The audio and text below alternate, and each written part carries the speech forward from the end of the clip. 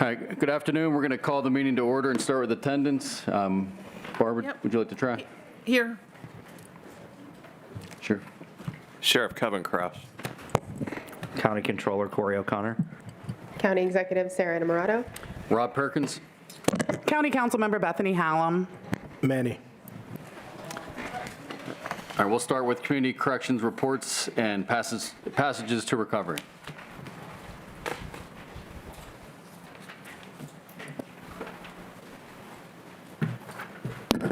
Good evening, Board. Greg Price, Director of Operations, PRICE, for the month of September.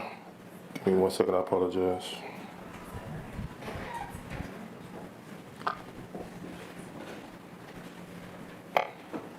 We had 2 escapes, 2 revocations, no medical transport. We had 1 COVID test for staff, no HRSI, no use of force, and our current count is 22 with over 20 open beds. Any questions? Thank you. Thank you. Next up, Renewal Center.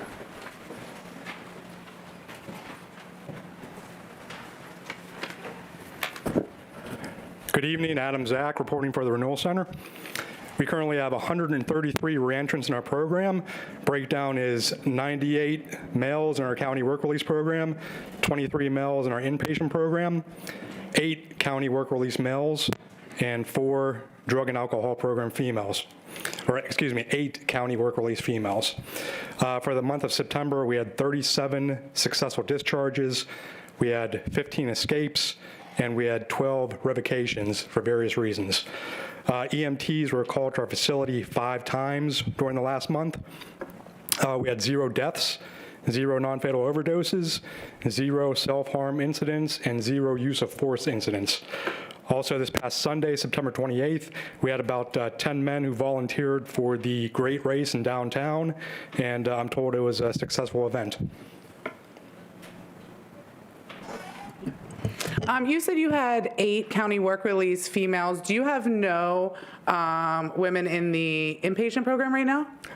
So we have 8 county work release females, and then 4 are in the inpatient program. Oh, 4. Okay, I'm sorry. And so how many open beds do you have right now?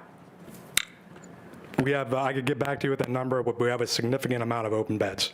All right. In both the inpatient programs and the work release programs? Yes. Okay, thank you very much. Any other questions? Thank you. Thank you. Electronic monitoring?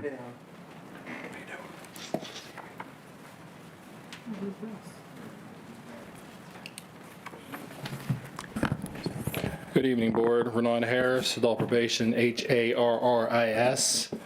So for this reporting period, we had 567 individuals on electronic monitoring. Of those individuals, 85 completed the program successfully, and 7 were returned for program violations. Take any questions. Any questions?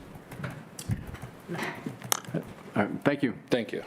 All right, next up, we have no board actions or motion this evening, so moving on to the meeting minutes. Does someone want to move to approve the meeting minutes from last month? So moved. Second. All in favor? Aye. Approved.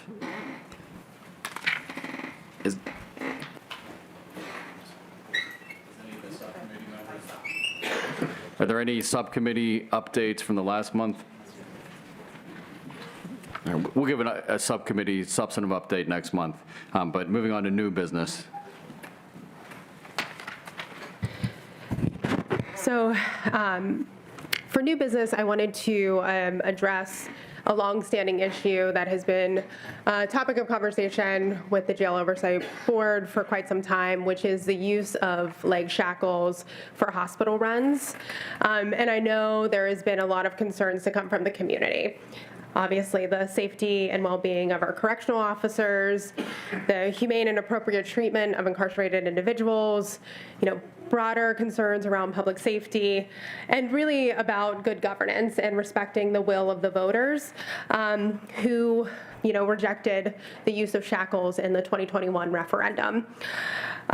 So the Jail Oversight Board, we did a motion to study the issue, and I tasked the county manager and the warden to look at different solutions that may be available for us to balance all of these concerns and come up with a resolution. So today I just want to talk about an agreement that we've reached with our hospital partners to address the issue that balances all of those needs and concerns.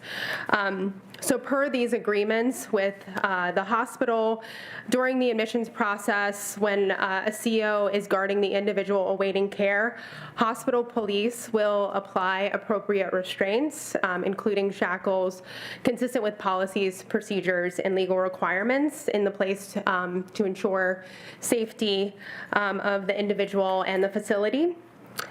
So we believe that this solution is compliant with the referendum that was voted on overwhelmingly in favor of by Allegheny County residents, while also respecting the safety for the incarcerated individual receiving care, the CO, and the broader public who may be present at the hospital. It is also a cost-effective measure because the costs incurred will fall on the hospital and their teams. So just want to thank our hospital partners in working out a solution with us. And, as these agreements are finalized and the new process is implemented, the county manager and warden will continue to provide appropriate updates to the Jail Oversight Board, to county council, and the public. So there is currently listed on the county council agenda specifically something around the use of shackles for hospital runs. And I believe that the solution that has been worked out with all parties does address those concerns. And, if that current bill advances through county council and it reaches my desk, I will veto it because it is redundant and does not we actually have a solution in place. So, I just want to reiterate that, when we can all kind of work together and bring in partners, we can really balance public safety with the rights of incarcerated individuals and, respect the will of the voters and the public. So thank you all for your continued collaboration, and, happy to take any questions from the Jail Oversight Board members. Is there any progress on the solution to have the sheriff's office do the hospital runs? Are those still conversations that are happening? Is that still something that's being explored, or are you just saying this is what we're doing and that's over? Well, this is an immediate solution. So we are, always still looking at solutions with the sheriff's office. In order for us to for them to take that on completely, it's an incredible cost to the county, and it would require the sheriff having to hire a number of individuals. So that is a longer-term solution. This allows us to address concerns immediately. Right, but I haven't seen any evidence that there is a problem right now. And so I'm just wondering, what this is a solution to. So this is around that in-between time where an individual is transported to the hospital and they're awaiting admission. Right. And once they're admitted, the sheriff takes over, and there are shackles that they have as restraints they're allowed to carry. So we're talking about that in-between time. So this does not give the COs access to shackles, but rather the hospital police would take over in that time between arriving to the hospital and admission. So what will the corrections officers do then once the people get to the hospital? Are they then leaving because the hospital police are taking over custody, or are the hospital police just the ones putting on the shackles and the COs are still going to have the custody of the people? The COs would still have custody. So the COs will still be having custody of shackled people. They're just not physically putting on the shackles themselves. That's the only. Yes, they will not have access to the shackles. But they will have the shackled people. They will have the individuals. They will be responsible for them still. That process is still. Okay, and again, kind of to reiterate my last question, what is the problem? Because I monitor the data that the jail submits to the state saying there have not been an increase in escape attempts. So I'm just wondering, what is the problem that this is a solution attempting to address? So I think the concerns that have been expressed on what happens in that in-between time, and this essentially gives the tools to the hospital police and not to the COs. But the concerns are coming from the COs themselves, who are directly benefiting from doing these hospital runs and shackling people. The data does not support the concerns that are being presented to us. So again, I just want to know, like, what is the actual problem? So I think it's what has been discussed in having the sheriffs take over transport. To address staffing concerns at the jail. Yes, and that remains, staffing and retention and FMLA, and all of those continue to be challenges that I think we are all working on collaborative solutions towards. This addresses, a safety concern that was brought up and kind of a breakdown in the system that, doesn't, and that still respects the will of the voters, but also, addresses a gap in custody and. Oh, I get the gap that you're talking about. I'm just saying there has been no increased risk of a lack of safety. There is no data that supports that whatsoever. So that's more what I'm asking about is, what is this solving? This is, Still have the same number of COs outside of the jail, still have them out for the same amount of hours. What is this solving? it solves that gap where the individual is not yet admitted. That's what it solves, and it's not necessarily solving everything else you're talking about with like COs and getting back and having the, having the sheriffs take over completely. Like all of that is still in conversation, and again, requires cost and time, and we will continue to work towards that. Yeah, I understand the time that it takes to do a big change like giving to the sheriffs. I'm just not understanding this gap that you're referencing. I know what time gap you mean, but what is the problem that is happening? Because there are not increased escape attempts. We have all the data that is reported to the state that proves that. So what is the problem that this is solving? So we've talked about the fact that COs want access to shackles because they are transporting individuals to the hospital. That individual, once admitted, does have appropriate restraints put on them by the sheriffs when they're admitted to the hospital. This is saying that upon entrance, if restraints are required, it will not require a CO to admit to have possession or to put them on that individual. It will be the responsibility of the hospital police. So it's just a workaround to the referendum to say it's not the COs putting them on, but it's the COs holding the people in shackles. I think one of the major concerns that I've heard expressed by this body with putting restraints in the hands of COs, it could potentially be a slippery slope where if we're using it here, can't we use it here, back and using it into the facility. This avoids any of that conversation. But it doesn't, because they're still being given shackled people. They're just not, the only thing they're not doing is putting the shackles on themselves. Yes, and they are not responsible for those restraints in any way. Okay.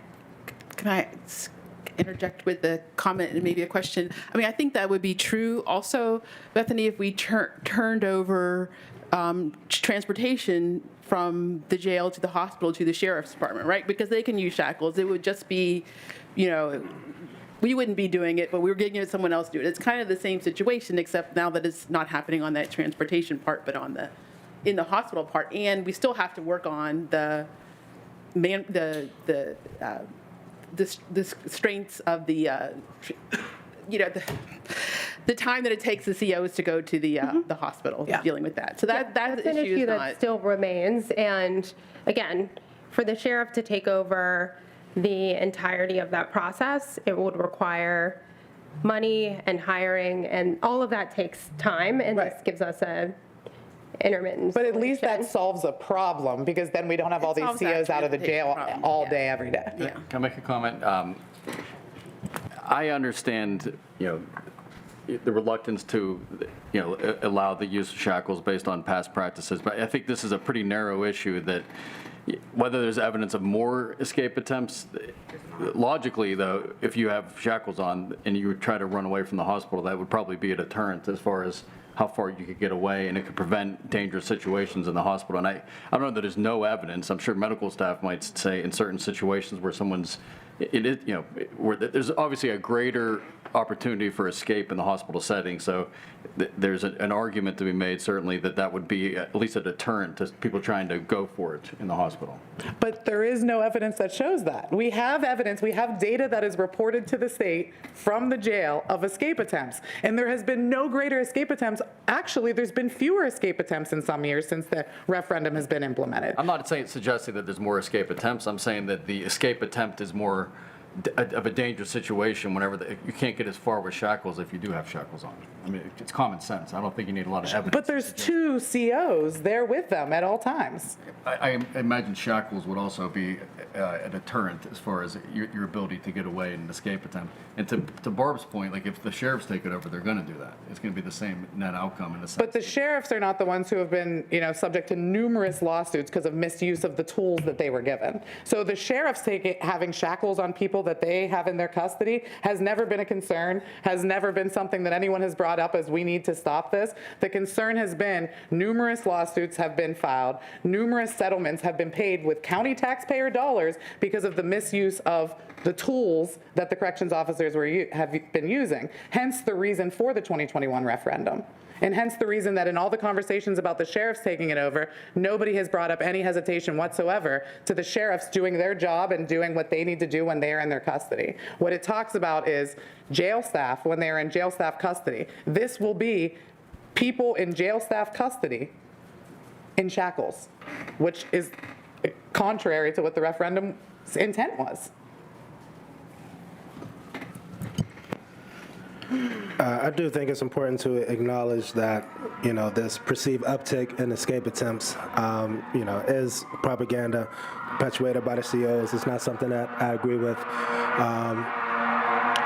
Of course, I was in favor of the sheriffs taking over, especially because, they're a professional police force. They can be trusted with the tools that we don't trust the COs with. And, of course, that solves the problem of, staffing issues in the jail. But, of course, we recognize the issue with the amount of money it'll take, and I know it's still an ongoing issue. My question is, with the hospital police taking over with the shackles, is it assumed that they will shackle every individual, or is it per their discretion?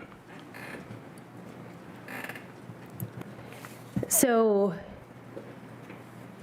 I believe that I will have to get an answer for you for that because I'm not intimately aware of the process. So we can get that for members. Any other questions? All right, let's move on to the warden's report. Good afternoon, Board. So this week, we had 21 new cadets start, new class of 21, which is a large class for us. We're happy about that, and we're in the pipeline to start hopefully a class that larger in December.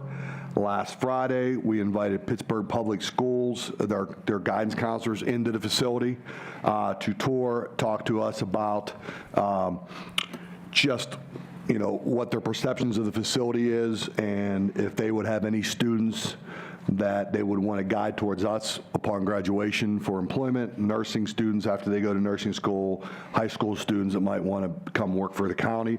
Thought that meeting went very well with the public schools. We're going to expand that out to the other school districts in Allegheny County, but I think the intent of that in the beginning from our recruiting team was just to introduce ourselves to them, and it turned out to be a whole day of great questions from the Pittsburgh Public Schools, and they got to tour the facility. We've been talking about unit management since January, I think.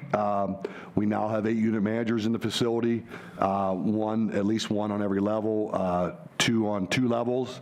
They're going to work a lot on communication, making it better in the facility and dealing with the day-to-day issues inside that facility on their particular levels.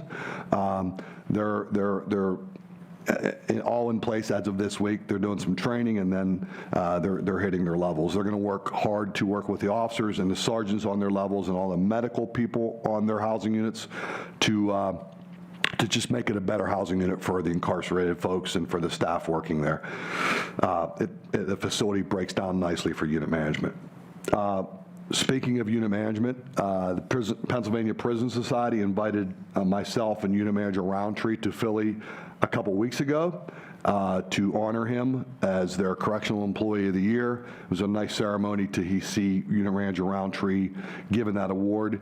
He is the unit manager for the 2 female units and for the juvenile unit. Ironically, as he was being given that award, myself and a few staff at the facility and a couple staff in this room were dealing with an issue in the facility on the juvenile unit that he took care of from Philadelphia during that ceremony. It was good to see.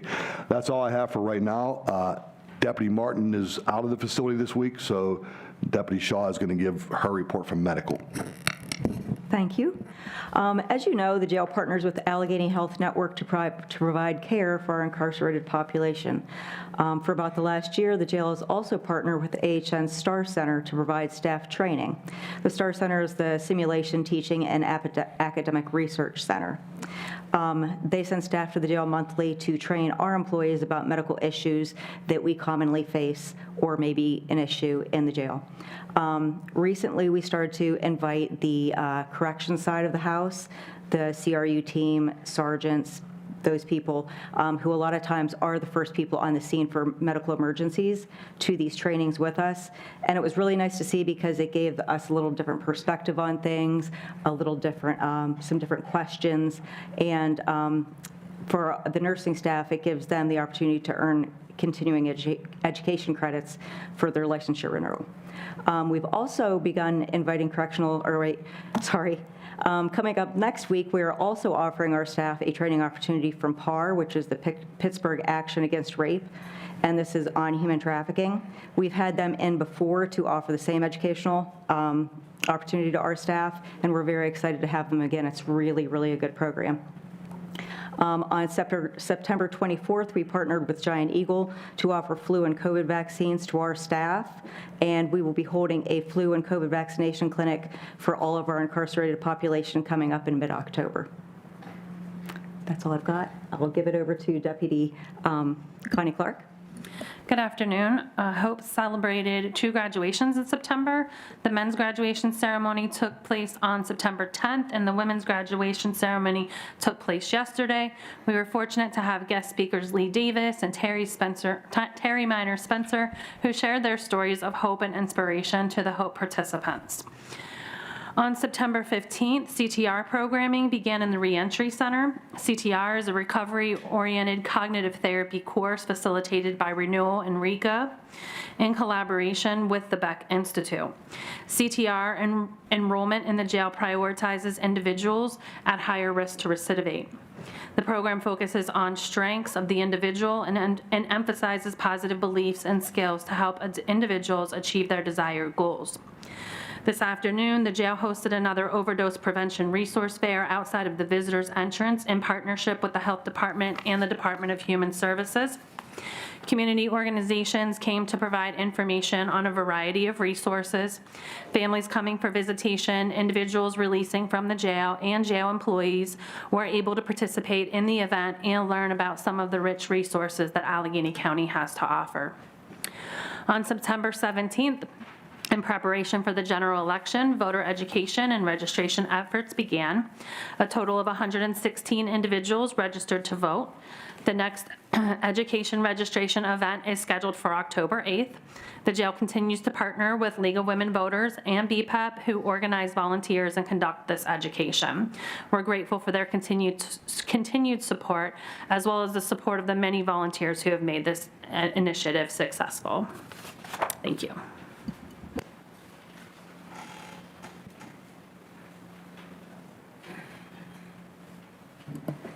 Questions? Yep. I just, the number of the jail population is still trending upward, and we did hear from Renewal. I think in the past months, they've said maybe 50 or 60 empty beds. We didn't get a particular number this month, but it was substantial is what Renewal said. I imagine it may be even higher. What is the state of the progress on working on getting more people to Renewal and out of the jail? So we have an alternative housing team that works in the jail. They review everyone that comes into the jail for possible placement into alternative housing. If the person is eligible, they submit motions, requests to the judge for that person to be transferred to alternative housing. And at that point, it is at the discretion of the judge whether or not that individual gets placed.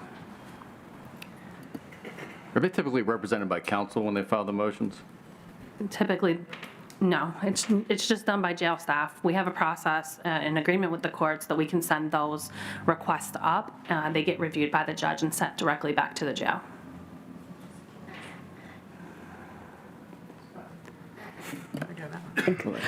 Follow up on that first. What percentage of the ones that the jail sends up to the judges would you say are approved by the judges? I'm not going to make you say which judges deny them the most. That's fine. But yeah, what percentage? About 50%. 50. And I'm guessing you guys have a pretty intense review and Correct. yeah, process, and still only 50% are getting approved by judges. Correct. Wow.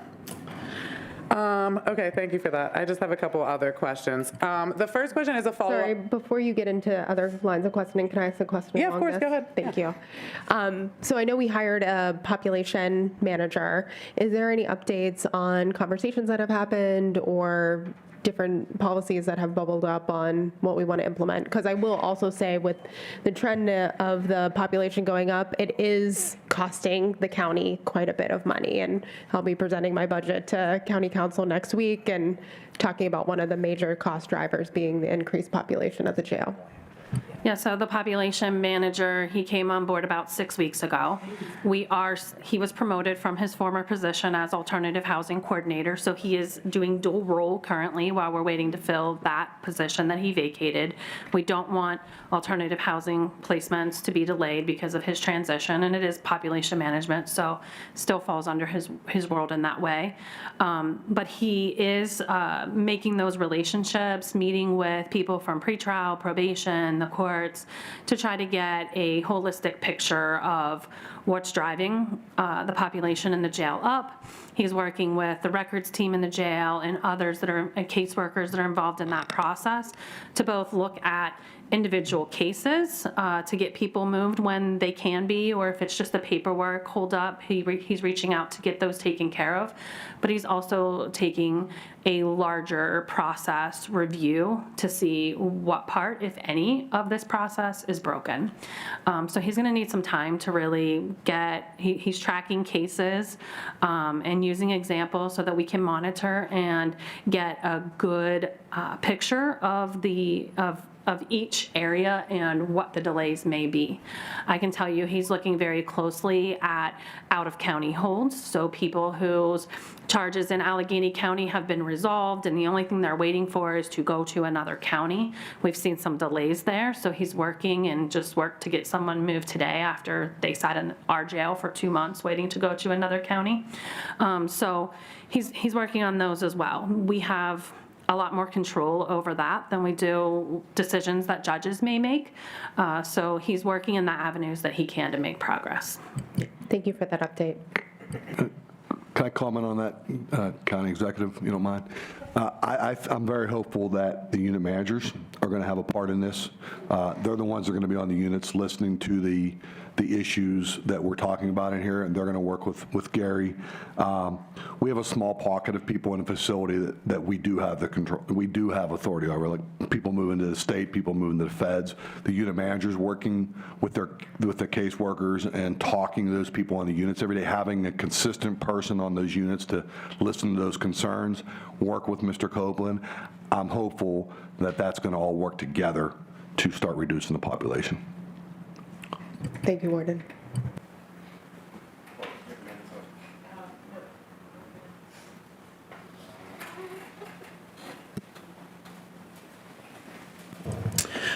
Just a couple questions. First of all, I know it was brought up at last month's meeting about the situation for attorneys and mitigation specialists, anybody there on official visits, and how everyone's just in one big room. There's no anonymity there. Can you speak to any progress that has been made since then, and also what you're working on to fix it?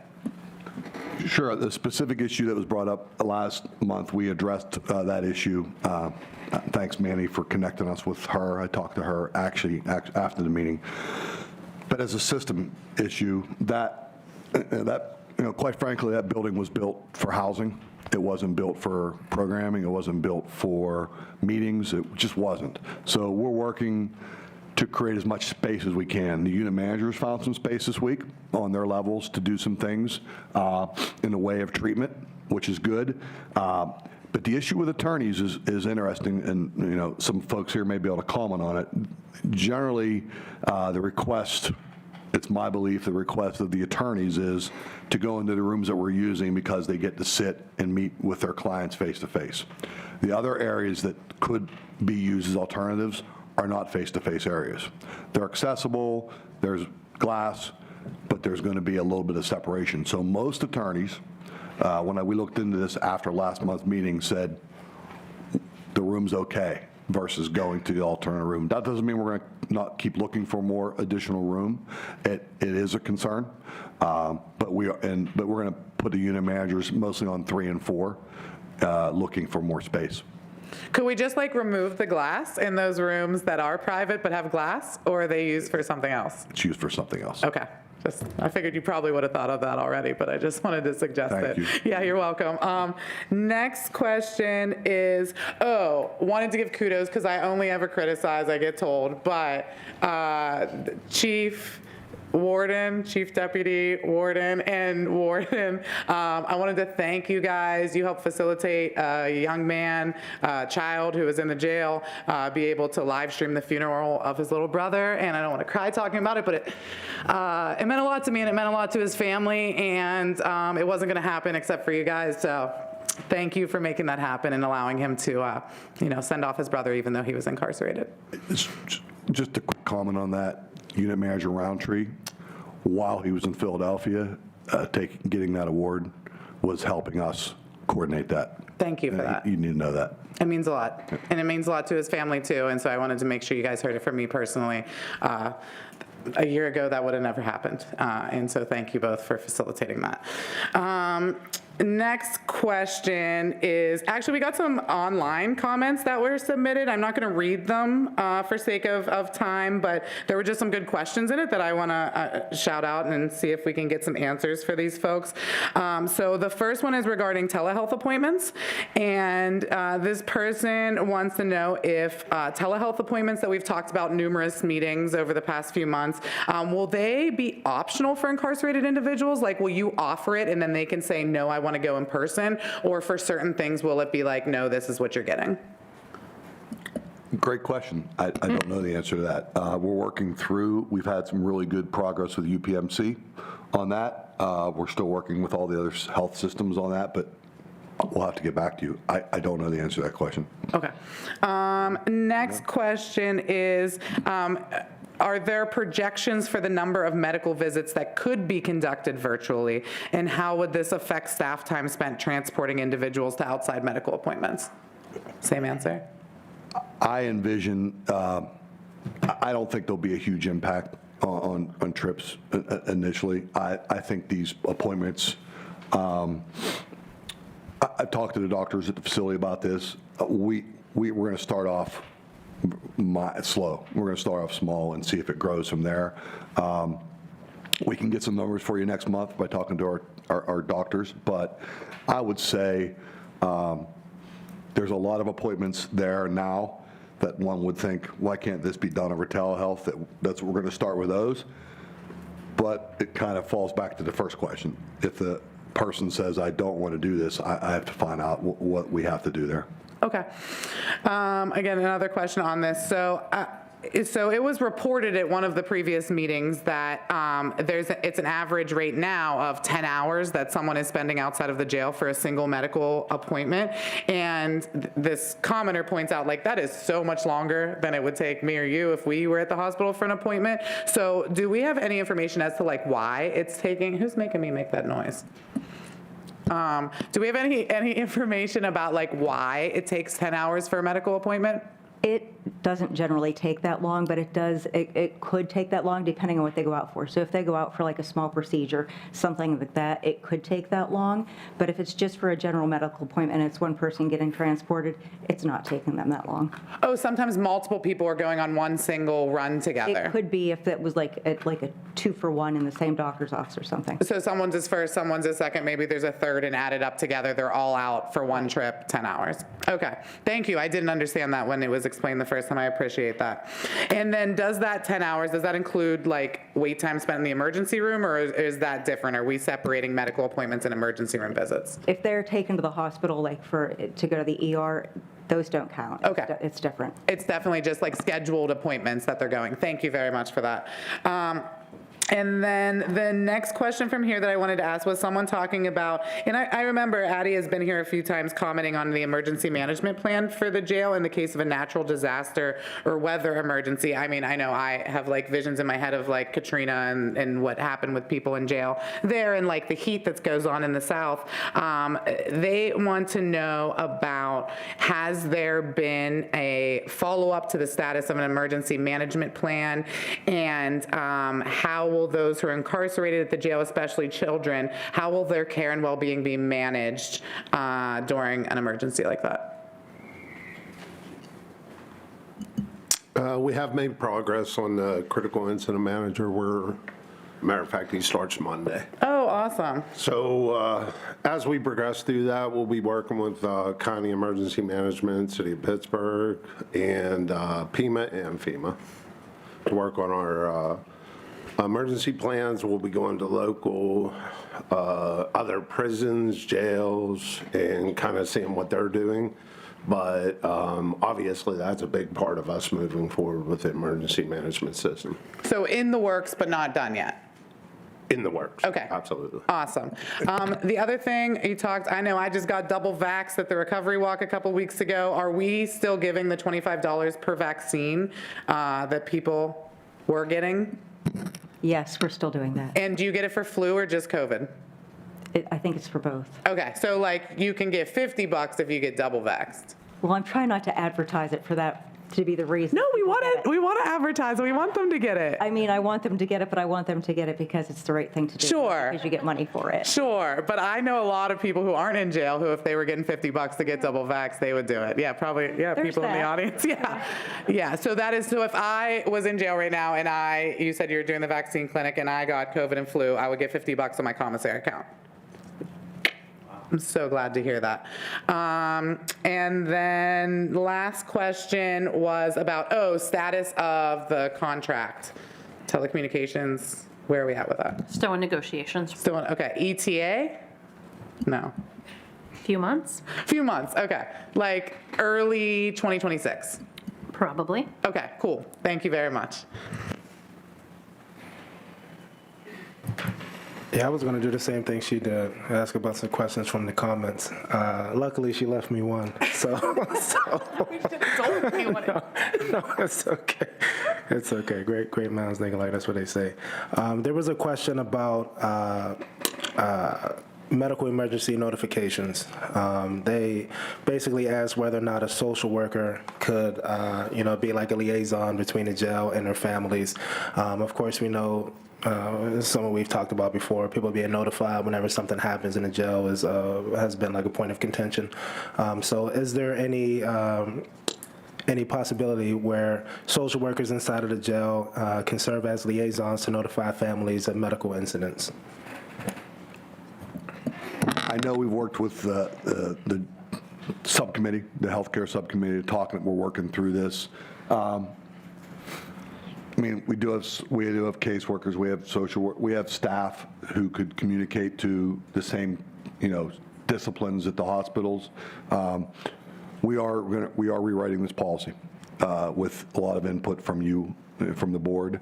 We'll take that in consideration. I know that staff have those, I know that hospitals have those staff, and we have a pretty robust medical staff, so we can take that under consideration, but we are reviewing that policy, rewriting that policy, actually. All right. Sure. And that's something that's going on with the healthcare committee. Okay, I got you. Appreciate that. You mentioned PPS came and took a tour of the jail, and I know you say counselors. Were there any students there as well? No, it was guidance counselors, but they asked about potential seniors coming in for tours who are, going out into the world in May, who may want to come there and work, or somebody who's going to medical school for 2 years might want to come back in 2 years and be a nurse down there. And we told them we would absolutely set those tours up. Okay. You want to come down for that? No, I personally would advise against it, but better minds than me may think differently. Yeah, Okay. That's all. Yeah. That's it. It was a request of their counselors. I got you. Thank you. Yeah, I think that's it for me.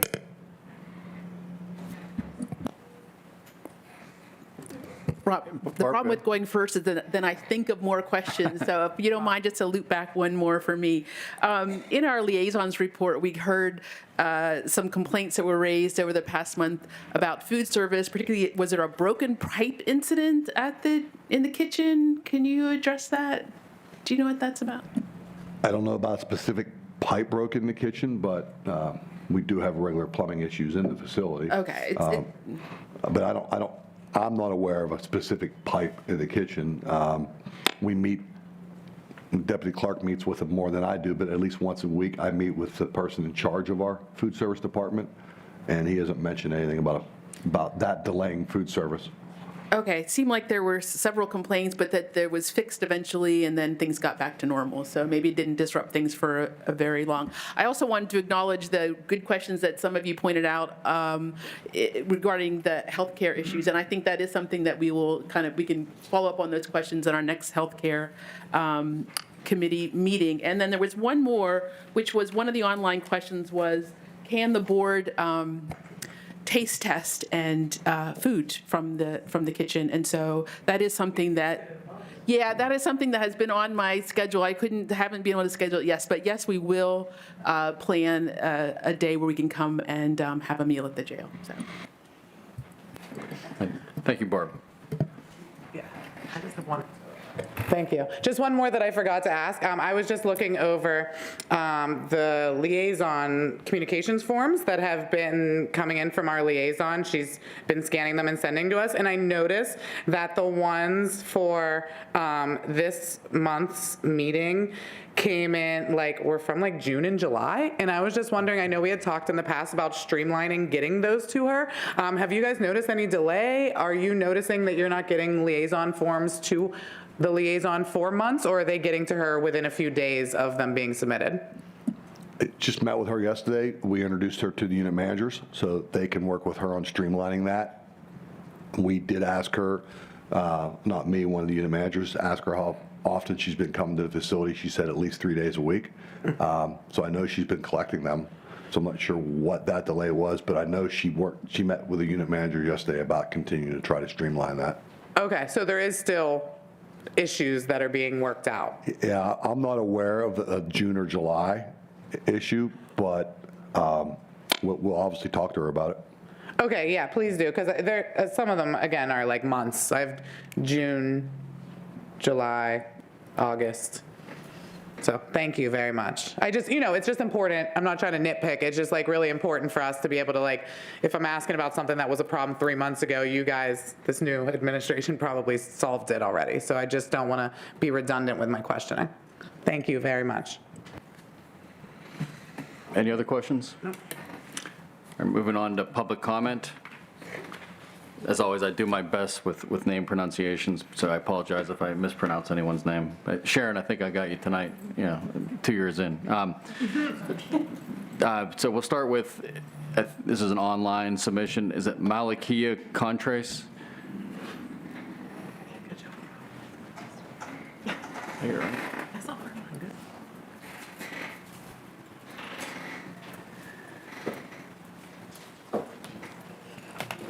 Good evening.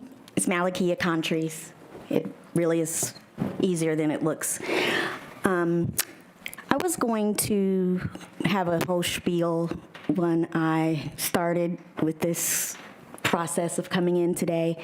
I have some of my criminal justice students here from Pitt and coming in to participate in the community in our jail oversight board meeting. I do want to address, I'm the person that they were talking about in the mitigation and that was addressed, and as much as I definitely value you all's efforts and responses, it did not stop. And bringing that into light and thinking about the more folks that have been hired and tours of Pittsburgh Public Schools, possibly coming to work at the jail. I don't know what's happening here. At the jail, that terrifies me at this point. The person who took my personal information down, or took a picture of my personal information, the CO who did that passed it around. And that same person they have still been taunting my clients with having my personal information. And every time I come and see my clients and have a legal visit, they persist that I am bringing contraband into the jail. They try to confiscate discovery. And when I respond to object to it, particularly Mr. Sarver, has stated to me, I do what I want. This is my jail, including banning you for life. And your objections to this, let me know how guilty you are. And then as I left the building, yelling, F that bee, she smells like fresh cut grass, and F the board for supporting her. That's a problem. What I will say is, while we have new people coming in, quantity is lovely, but it means nothing when the quality of delivery fails justice. Right? It needs to stop. I'm not stopping. I'm not going away. But this needs to stop, and it certainly doesn't need to roll over to new people coming in trying to keep and do the job of protecting and serving instead of harassing and really obstructing justice. So I ask that you all really consider that. There is something to be said for reaching back out and trying to get a hold of people and not feeling like I am supported or that the legal community is supported in that venture. It's not to deny your effort, but it's to say, you know, these are students coming in, criminal justice students.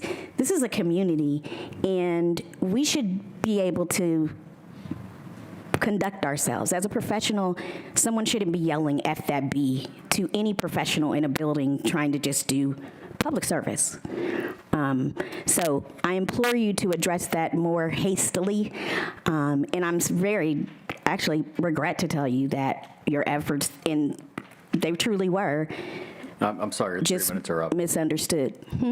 Your 3 minutes are up. Okay. You can finish up. Thank you. Before you call the next person, can I just apologize for that? That officer has talked to me the exact same way when I have been there on official visits, and I am so sorry that he has treated you that way as well, and I promise we will work to make Guess sure we that wouldn't do that to a man. Yeah. Yep.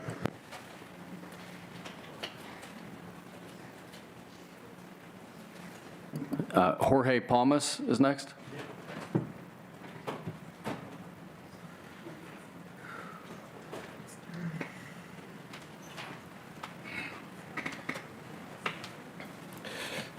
All right, I'll be quick. Good evening. My name is Jorge Palmas. I serve as a case manager for Casa San Jose, and I also act as a prison liaison for the reentry program at Allegheny County Jail. In this role, I work directly with incarcerated individuals who mainly do not speak English. Through this work, I've witnessed the firsthand struggles that these non-English speakers face behind the bars, and I'm here deeply concerned about the language barriers in the prison. Early in my career at Penn State, I volunteered in a rehabilitation program called Bridges to Life at a state corrections institution, dealing with English speakers. And now with non-English speakers, I can definitely see the critical gaps urgently needed to be addressed.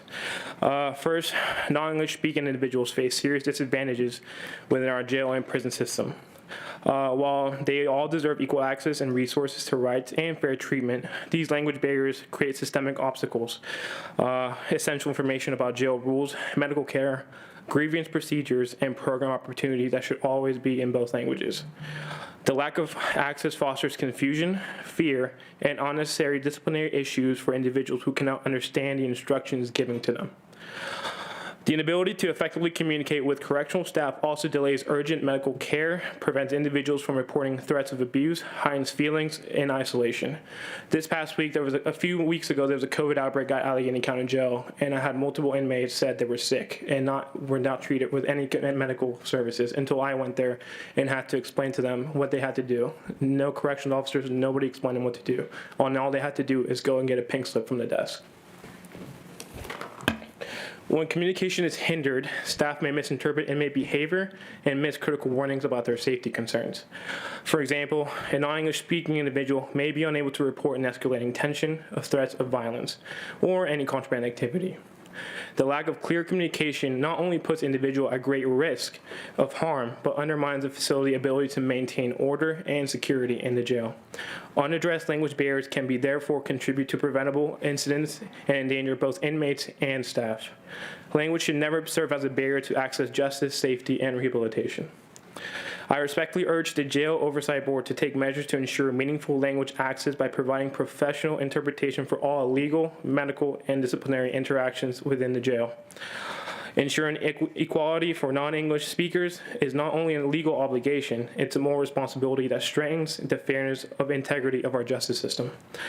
At the heart of reentry and rehabilitation is the belief that every person deserves a chance to rebuild their life. True justice means the opportunity is not limited by the language someone speaks. When we open the door to an opportunity of equality for all, we affirm the dignity of every human being and strengthen the hope that transformation is possible for everybody. And to finish off, thank you for your attention to this matter and to the continued commitment to improving conditions within our facility. Thank you. Next up is John Kenstowicz.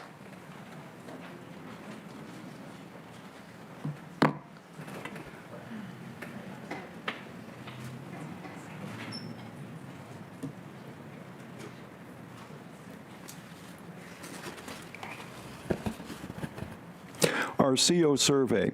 216 officers completed our 2025 job satisfaction survey. We received 583 individual statements from our officers that need to be reviewed, prioritized, and analyzed, along with the aggregate data. We will present to you our findings at our next JOB meeting. A major emphasis of this survey was to give our officers a platform to reveal their experience and thoughts about working at the only jail in our entire state that does not have access to legal restraints, leg restraints, the restraint chair, and OC spray.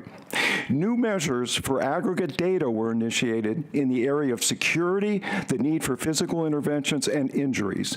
2 open-ended questions were initiated in the areas of security, discipline, and training. For the remainder of my presentation, I want to focus on training. Here are some statements from our officers regarding training, and I quote, "We have zero training for handling hands-on incidents or when we can actually go hands-on to defend ourselves without fear of losing our jobs," end quote. Quote, "I haven't had defensive tactics training since I started 6 years ago." You can't train people to protect themselves with online training and slides on a PowerPoint. End quote. Quote, "There hasn't been any teaching or training in how to intervene in hands-on interventions," end quote. Quote, "The only training we get are PowerPoints, and it seems most of us are hands-on learners. So this type of training is very ineffective." Quote, "I have not been afforded proper defensive tactics training in approximately 8 years. Making physical interventions with our residents is necessary at times. Officers are saying that they have not had relevant training in this critical, important area of making physical interventions. Many officers express fear of losing their jobs in how these incidents of physical intervention will be reviewed without the officers having proper training. In Howard v. Williams, use of force training is mandated every 2 years. According to our officers, the county and our jail administration are violating the court order, subjecting the county and jail to further legal actions. Here is what the court order says. The county shall provide all correctional staff mandatory in-person use of force training every other year and virtual training each year in which in-person training does not take place. We all need... Is that it? Thank you. Okay. Corey Rome is up next. I'm sorry, Tanisha Long's up next. Sorry. She's like, I signed him in.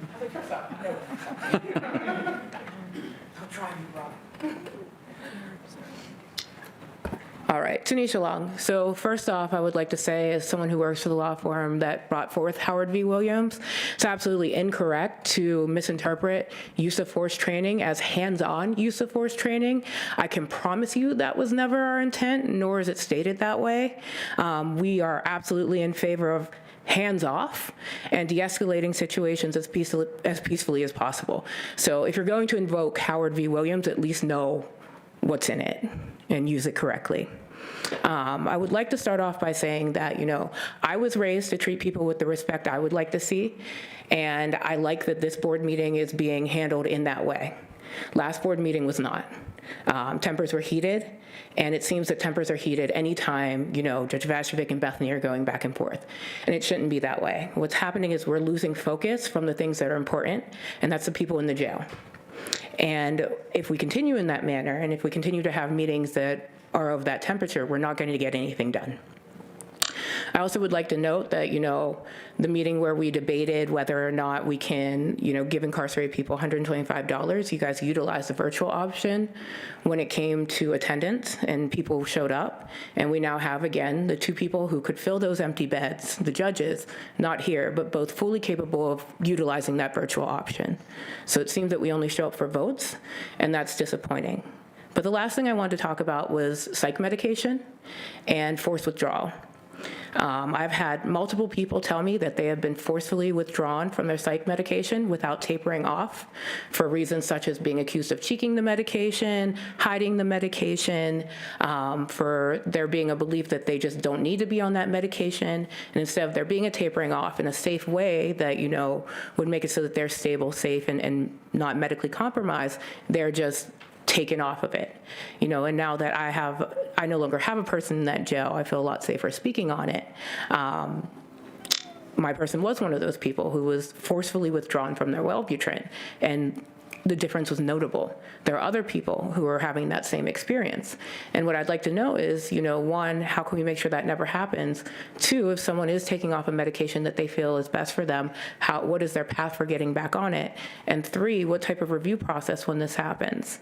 So I think we're all here for the same reason, which is to improve conditions for people in the jail. And I think we all see how differently this board acts and operates when certain people are not here. And I hope that the judge spends the time away to consider her behaviors, but also I would like to remind the board that it's on you guys as well when this happens to speak up on behalf of your fellow board members. The silence was deafening, and we just have to set that standard where that doesn't happen anymore. Thank you.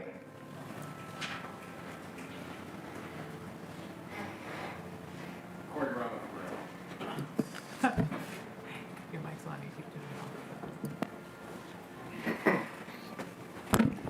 Hello, Corey Roma here. Words cannot express, words alone cannot adequately express how angry I am by the conduct of Judge Vašević during last month's meeting. It was frankly shocking to witness the president judge act so openly hostile to her fellow board members. I found it particularly appalling that she launched that spectacle in defense of a man who repeatedly used a racial slur in communications with this board, even after he was asked to stop. Such behavior may be expected from a petulant toddler or a Karen who didn't get her way, but it is inexcusable for a grown adult who is responsible for overseeing this county's court system. I'm calling on Judge Vašević, which she wished she was here, to do the right thing. Admit you overreacted and apologize to Manny and Bethany. I know as a judge you expect to always get your way, but you serve in this body to work in a collaborative manner. Use this as a learning opportunity and do better moving forward. Thank you. Sharon Bonavolia.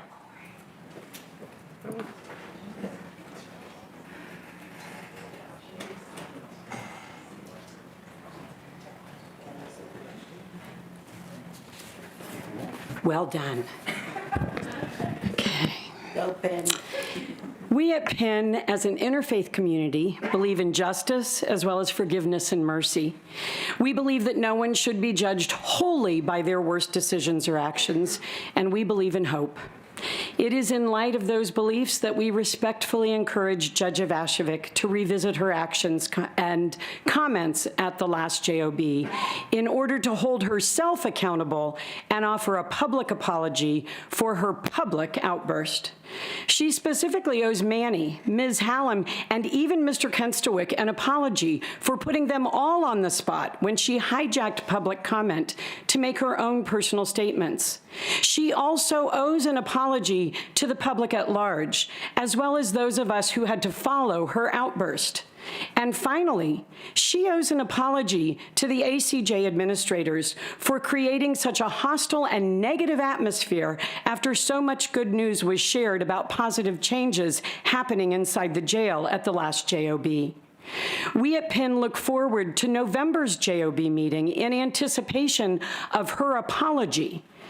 And now, if you are able, please rise for the reading of the names of the dead. Richard Lenhart, Robert Blake, Cody Still, Daniel Pastoric, Martin Buchek, Robert Harper, Vinkley Harris, Justin Brady, Paul Allen, Roger Millspaugh, Paul Spisak, Gerald Thomas, Jerry Lee Ross Jr., Victor Joseph Zelenek, Ronald Andrus, Anthony Tolada, William Spencer, James Washington, Damon Leroy Kays, Tim Menino, Douglas Bonamo, Zachary Som, Nicole Barufi, Richard Shuba II, Terrence Clowney, Tracy Hickey, and Justin McCullough. Thank you. All right, Holly Hickling.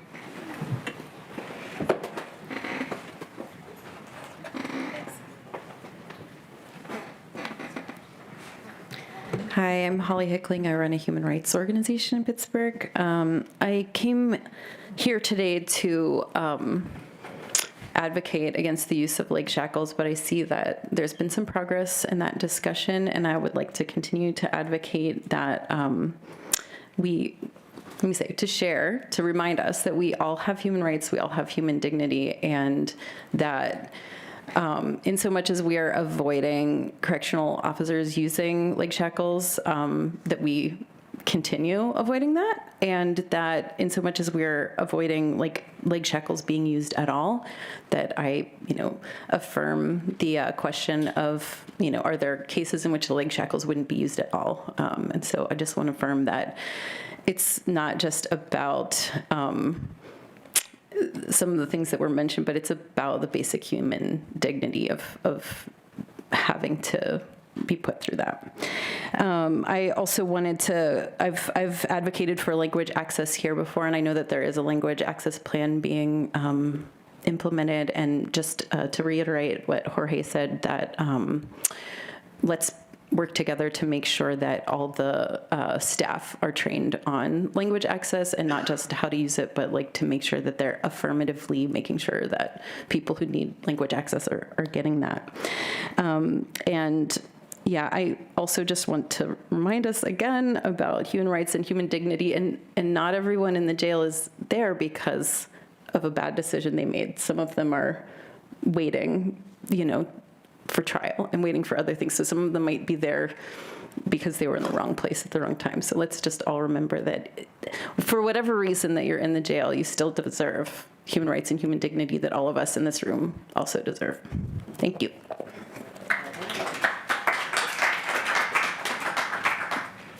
Ahmad Nussair?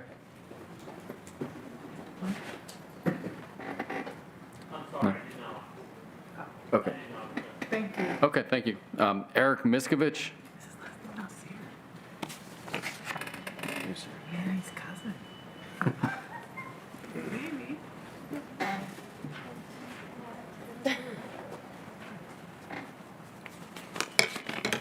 How you doing?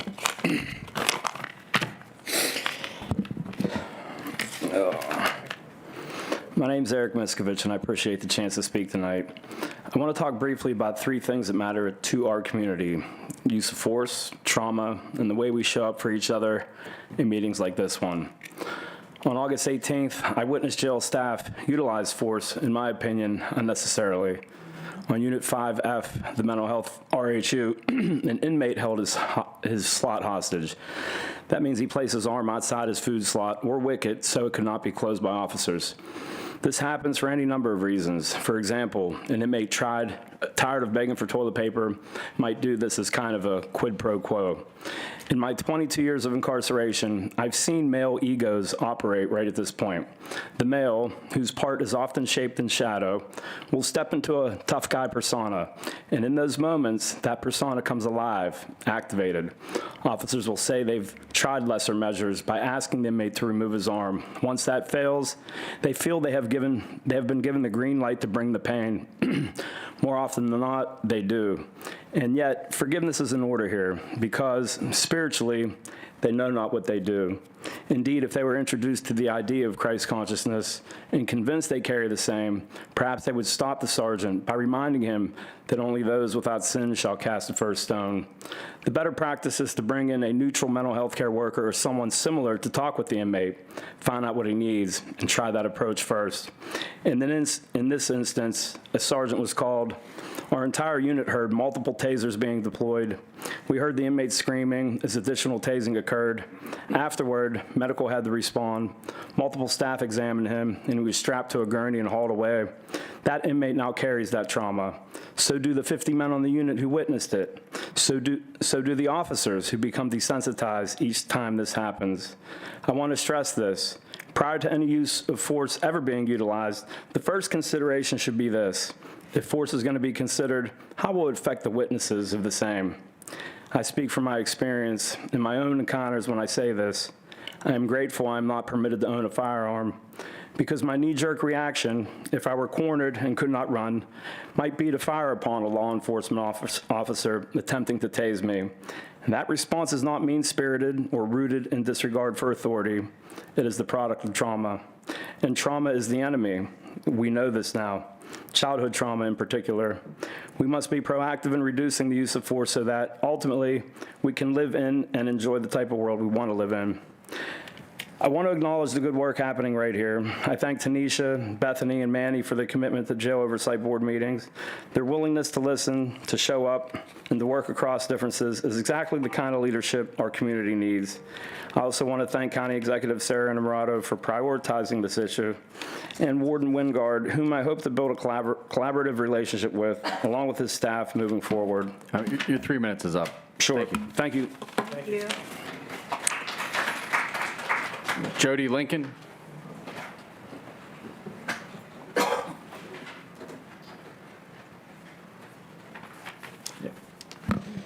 Hi all, Jody Lincoln. I'm here today to talk about a concern regarding what I've heard about the jail's practice of taking people off their psychiatric medications without tapering or a clear path to get back on those medications. Removing any kind of medication, especially without tapering, can be extremely dangerous and can lead to serious physical withdrawal symptoms in addition to the return of psychiatric symptoms.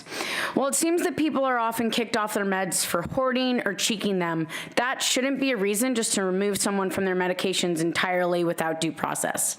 As we've actually heard over and over again in this room, the jail's medicine distribution practice is often not aligned with how people are used to taking their medications and how they're generally prescribed.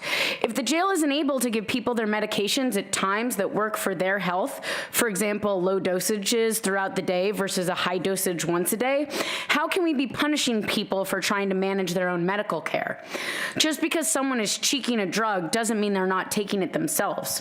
While concerns about people distributing drugs to others are valid, that also needs to be weighed against the serious implications of withdrawal and consequences of no longer being on their meds. There also does not seem to be a clear way for people to get back on their medications once they've been kicked off. Instead, people are subjected to a blacklist and indefinitely medically punished because of prior actions. Please implement better processes for dealing with medication misuse to prioritize protecting people's health versus punishment. I also just want to give a plug. Many of you know I'm here often advocating for book access through the Pittsburgh Prison Book Project. The new jail administration has been really great to work with, but we are celebrating our 25th anniversary this year. Thank you. And we are having a party fundraiser to celebrate on Saturday. It's at Mr. Roboto Project in Garfield from 3 to 11 o'clock. Daytime's gonna be like a giant book swap and mutual aid fair. And then we've got music starting at 7. There's awesome raffle prizes. So would love, all our wonderful community members to be there. So thank you. Thank you, Jody. I just wanted to say something about books. I want to shout out Chief Operating Officer Lisa Frank from the city, who made a large donation of books to the ACJ. And of course, I want to shout out Connie for coming and pick them up. So, good job. Thank you. Okay, and last thing, the meeting for November isn't the first Thursday of the month because this room wasn't booked by the Jail Oversight Board, I guess, for our November meeting, and County Council is having a budget hearing on the first Thursday of November. So this meeting in November is Monday, November 3rd? Monday, November 3rd, because it's the day before the election, right? Monday. Correct me if I'm wrong, somebody. No? Okay, Monday, November 3rd at 4 p.m., same place. Yes, that's correct. What? Show up anyways and come in about the budget. Oh, yeah, come anyways. We'd love to have audience. Thanks. Anyone have a motion? Motion to adjourn. Second. Second. All in favor? Aye. Meeting adjourned.